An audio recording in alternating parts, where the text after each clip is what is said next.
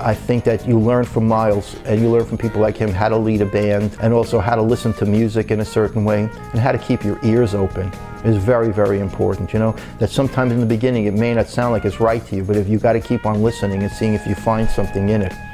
And Miles also taught me a lot about life too. You know, that life and music and art, it does all come together.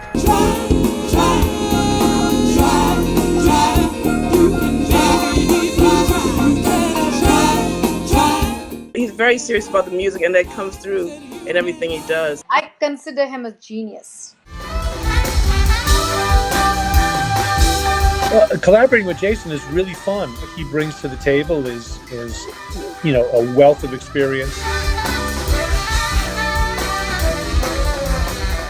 It's great because he has a big, vast knowledge of all sorts of music that translates very well for when he plays the keyboard. Global Noise was a seed, and he created an entire project and toured, and he got all these brilliant collaborators. He's very generous with the project. He wants to get the music out there and really always goes above and beyond, and not everybody does. He's a professional. He comes in on budget, and it always is super high quality.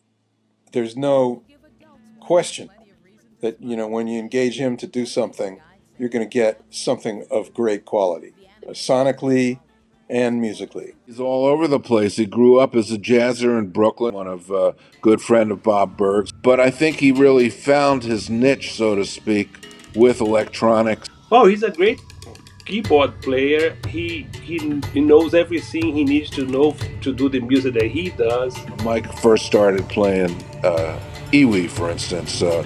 That a lot having to do with that was finding sounds, collecting sounds, and Jason was a master of having them and finding them, giving them to Mike, altering the way they sounded in his Iwi, so he was a big part of that development too. He likes to listen to everything. He likes to be aware of what's happening, what happened before, what's the roots for the music that he's doing.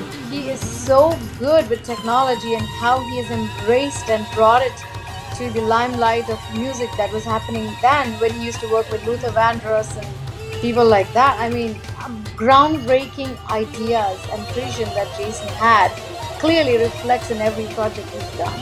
Might have been one of the first times that I talked to him. I was at my brother's loft, and Mike had lost some sequences, so he immediately called Jason, and Jay came over and kind of helped him retrieve stuff. So he was in on the cutting edge of all that stuff. If we look at Tutu, Marcus and Miles are the major part of that album. But then again, I don't think if they hadn't had Jason Miles, we wouldn't have had the Tutu album that we got, with his programming skills and what have you. And basically enabling Miles and indeed Marcus to bring their sort of thoughts and their concepts and really make them a reality through the soundscapes that Jason programmed and produced for them. If you're going to do something with Miles, you have to do something that's like new, not only new, but that's so off the beaten path and off the other side that, that nobody was ever going to understand.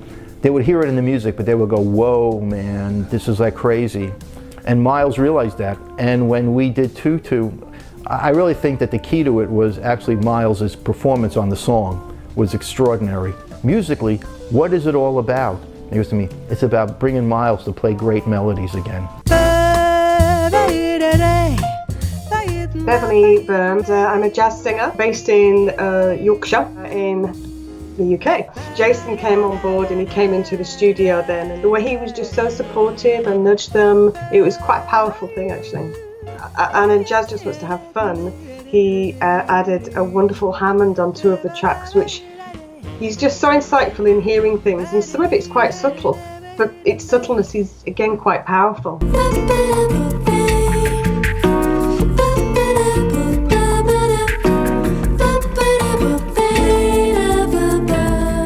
Jason is really unique in the way that he's almost become like a father figure.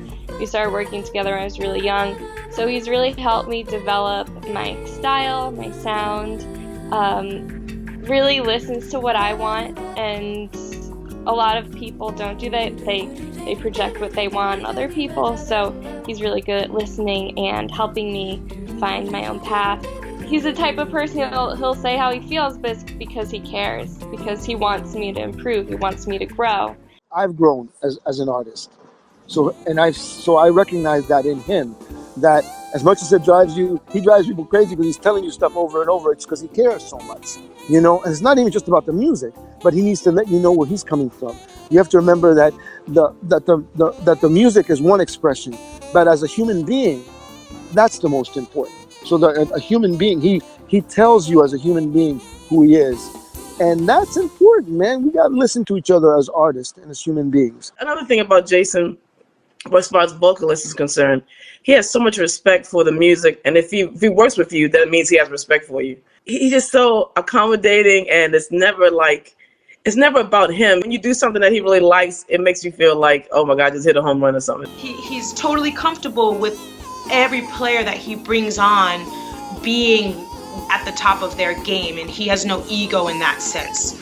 He's great at bringing together like amazing players together into one stage, and he doesn't view that as some challenge to his ability. I toured with him, so I have been in close proximity with him for so many days, 3 weeks, 4 weeks at a time, and we had a show every day. So we used to eat together, lunch, dinner, breakfast, gigging, sound checking, going in the bus, all of that. We've spent so much time with each other. I consider him my mentor.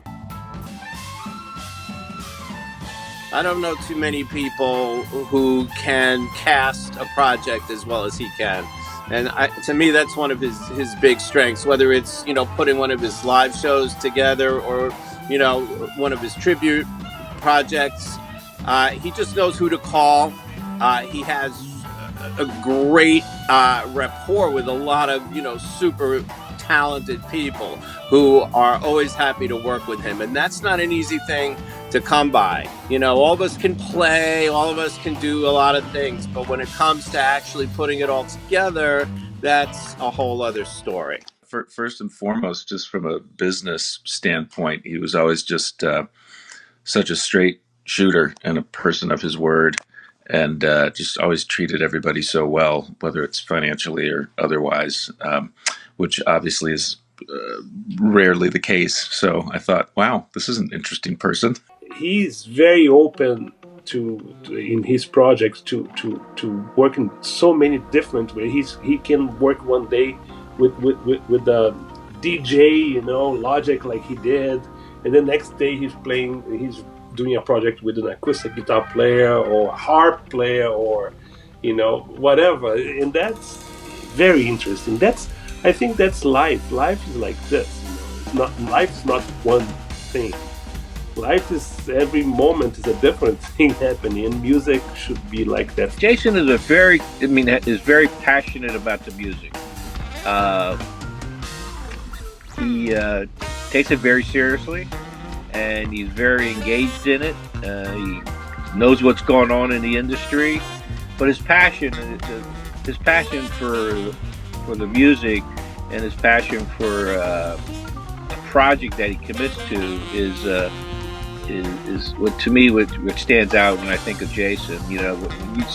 When we decide to do a project, or whether it was a tribute to Luther Vandross, tribute to Grover Washington, or in the last couple of years we did the music of Weather Report, I knew as a presenter, that he had the passion and to make sure that it was done correctly and it would be a great show for the fans. And that's what it's all about. It has to be a good show for the fans. It can't be all about the music. Just can't be satisfying your own ego. You got to make sure it's accessible for the audience. He can touch a lot of different types of people to go out of himself and reach different types of audiences, different types of feelings that people have. So it's important to touch as many people as possible, and he does that very well. There's something called Mulligan Stew, which I remember was a TV show back when I was a child also. And the idea was that it was like all these different relevant things, all these different relevant ingredients that you put together to come up with sort of a one-of-a-kind sort of sound or taste or project or product.